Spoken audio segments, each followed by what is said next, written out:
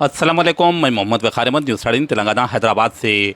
नलगुंडे में एक ही ख़ानदान के इज्तिमाई कत्ल का मुआमा हल, सगी भांजी और इसका शौहर ही निकले असली कातिल। पुलिस ने 3 दिन में की तहकीकात मुकम्मिल। तेलंगाना के नलगुंडे में एक ही ख़ानदान के 4 अफराद के बहमाना कत्ल के सनसनीखेज मुकदमे को पुलिस ने सिर्फ 3 दिन में हल करते हुए 4 मुलजिमीन को गिरफ्तार कर लिया। पुलिस के मुताबिक वारदात की असल वजह खर्च के रकम की वापसी, सोने के जेवरात लूटने और ज़ाती रंजिश थी। असल मुलजिम मकतूल हसीना की बहन की लड़की का शौहर सैयद असलम है।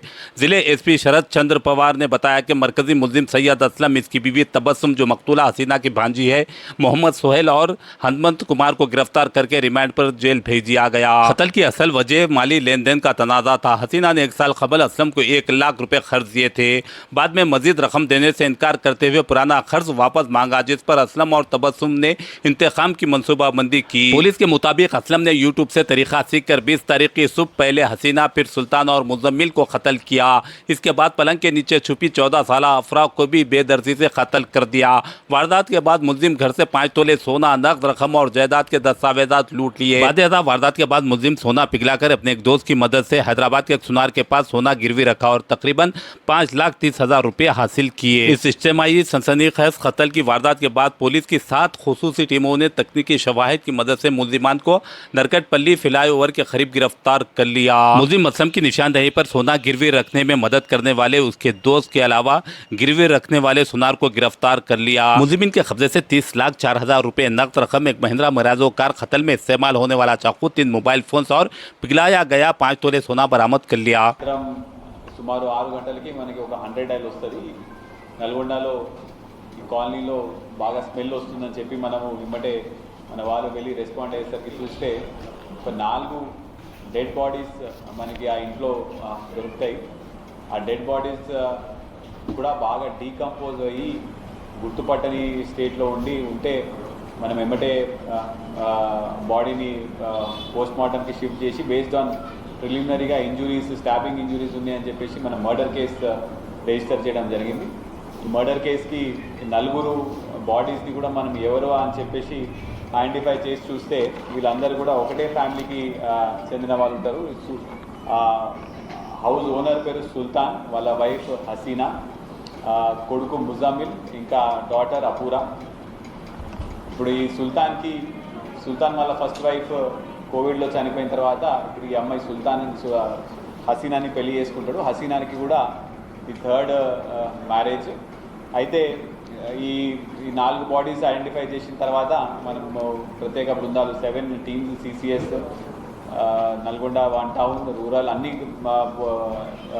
జాయింట్ టీమ్స్ మనం ప్లాన్ వేసుకొని ఇన్వెస్టిగేషన్ స్టార్ట్ చేయడం జరిగింది. ఇన్వెస్టిగేషన్లో కూడా మనకి బోత్ సైడ్స్లో ఉన్న ఫ్యామిలీస్ అందరినీ కూడా మన సస్పెక్ట్స్ని ఇన్ని రోజుల నుంచి మనం ఇంట్రాగేషన్ చేసుకుంటూ కొంత ఇంట్రాగేషన్లో కొంత టెక్నికల్గా కొంత CCTV ఆధారాల బేస్ మీద మనము ఒక 4 అక్యూజ్ని పట్టుకోవడం జరిగింది. ఇందులో మెయిన్ అక్యూజ్డ్ A1 ఇతని పేరు సయ్యద్ అస్లం, A2 తబస్సుమ్ ఇతని వైఫ్, A3 మొహమ్మద్ సోహెల్ ఇతను అస్లం వాళ్ళ ఫ్రెండ్, A4 హేమంత్ కుమార్ ఇతను బంగారం తీసుకున్న రిసీవర్. అయితే ఈ అస్లం అనేవాడు ఈ హసీనా వాళ్ళ అక్క తహేరా బేగం వాళ్ళ కూతురు వాళ్ళ హస్బెండ్. వాళ్ళ కూతురు పేరు తబస్సుమ్. సో తబస్సుమ్ వాళ్ళ హస్బెండ్ ఈ అస్లం. అయితే వీళ్ళకి పాత గొడవలు ఏంటంటే ఈ హసీనా అనే అమ్మాయి ఈ అస్లంకి 1 year బ్యాక్ 1,00,000 రూపాయలు అప్పు ఇచ్చిన తర్వాత ఆ అప్పుకి చాలా హైగా ఇంట్రెస్ట్ అడగడం వల్ల అతను ఇప్పుడు దాకా సుమారు 2.5 లక్షలు ఇవ్వడం జరిగింది. ఆమె ఇంకా కూడా నాకు డబ్బులు రావాలని చెప్పేసి అతని బాగా వేధించింది. అదేవిధంగా వీళ్ళు ఈ అస్లం ఇంకా ఈ తబస్సుమ్ వీళ్ళ హైదరాబాద్లో క్యాబ్ డ్రైవర్గా పనిచేస్తారు. వీళ్ళకు కూడా ఆర్థికంగా బాగా ఇబ్బంది ఉండడం వల్ల వాళ్ళకు కూడా డబ్బులు చాలా అవసరం ఉండేది.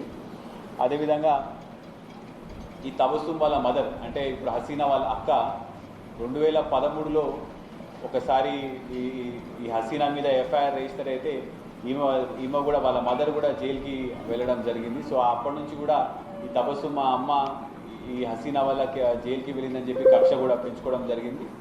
అదేవిధంగా హసీనా వాళ్ళ ఫస్ట్ భర్తతో ఉన్న కూతురు ఈమె కూడా చాలా వరకు ఆమె కష్టాల్లో ఉన్నప్పుడు ఆమెకు ఆర్థికంగా ఎటువంటి కష్టాలు ఉన్నాయి కూడా అన్ని తబస్సుంతో షేర్ చేసుకుంటూ అప్పుడు ఈమెకి మా అమ్మ దగ్గర బంగారం ఉన్నది, చాలా వరకు డబ్బులు ఉన్నాయి, ఆ ఇల్లు ప్రాపర్టీ కూడా ఉన్నది అని చెప్పేసరికి ఈమె కూడా వీళ్ళని అందరినీ చంపేస్తే తబస్సుం వాళ్ళ ఆయనతో డిస్కస్ చేసి వీళ్ళందరినీ చంపేస్తే ఆ బంగారం, ఆ ఆస్తి పత్రాలు ప్లస్ ఇంట్లో ఉన్న క్యాష్ అన్నీ కూడా మనం తీసుకొని వెళ్ళొచ్చు అని చెప్పేసి వీళ్ళిద్దరూ ఈ మర్డర్కి ప్లాన్ వేయడం జరుగుతుంది.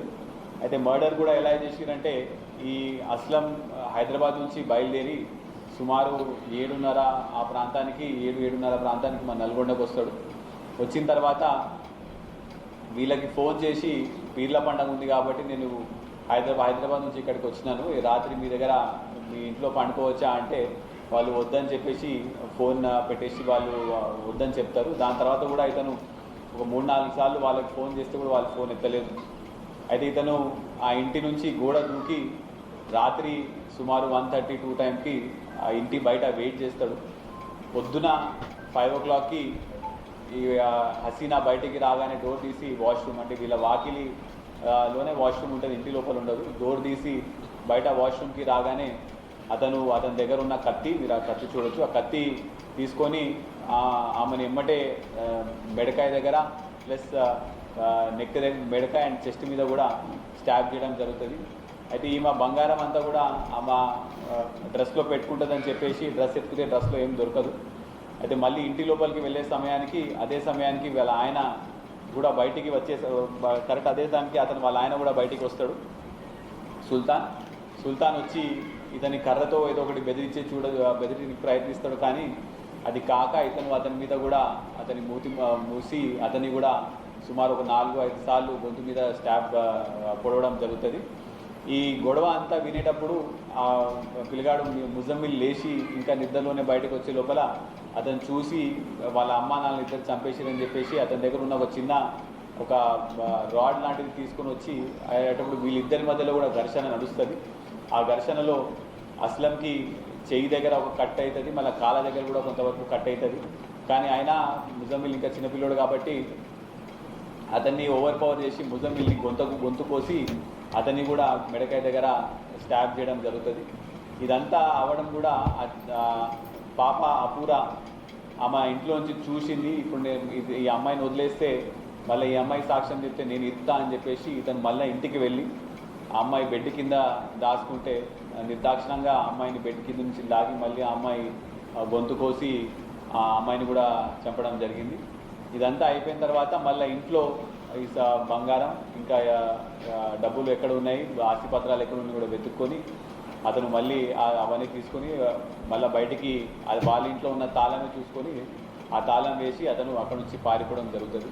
అయితే ఇదంతా కూడా పకడ్బందీగా ప్లాన్ వేసినాడు. ఎందుకంటే ప్రతిరోజు పొద్దున పూట వీళ్ళు ఏదో రకంగా మొగుడు పిల్లలు గొడవ పడతారని చెప్పేసి ఆ పొద్దున సమయంలో మనం చంపితే పక్కనున్న చుట్టుపక్కల వాళ్ళకి కూడా ఎటువంటి డౌట్ రాదు, వాళ్ళ ఇంట్లో ఏదో గొడవ పడుతున్నారని అనుకుంటారని చెప్పేసి ఇతను ప్లాన్ వేసి ఆ సుమారు 6:30 నుంచి 7 ఆ సమయంలో అతన్ని ఆ నలుగురిని చంపి అక్కడున్న ఆ బంగారం కూడా తీసుకొని వెళ్ళిపోతాడు. వెళ్ళిపోయిన తర్వాత ఇతని ఫ్రెండ్ సోహెల్ ఉంటాడు. సోహెల్కి కూడా ఇతను ఇట్లా చంపినా అని చెప్పి బంగారం అంతా కూడా మనం మార్చి దాని డబ్బులు తీసుకోవాలని చెప్పేసి అతనితో వాళ్ళిద్దరు కూడా కలిసి బంగారాన్ని మార్చి మళ్ళీ డబ్బులు తీసుకుంటారు. ఇప్పుడు మనము ఈ సోహెల్ ఈ అస్లం దగ్గర నుంచి ఈ కత్తి ప్లస్ ఆ రక్తమడుగు బట్టలు, ఈ బట్టలన్నీ కూడా అవుట్స్కట్స్లో పడేస్తాడు. ఈ బట్టలు కూడా మనం రికవర్ చేయడం జరిగింది. అదేవిధంగా ఈ బంగారం కూడా రికవర్ చేయడం జరిగింది. ఆ తబసుం దగ్గర నుంచి ఈ ఆస్తి పత్రాలు, బ్యాంక్ ఎఫ్డి ఇవన్నీ కూడా మనము రికవర్ చేయడం జరిగింది.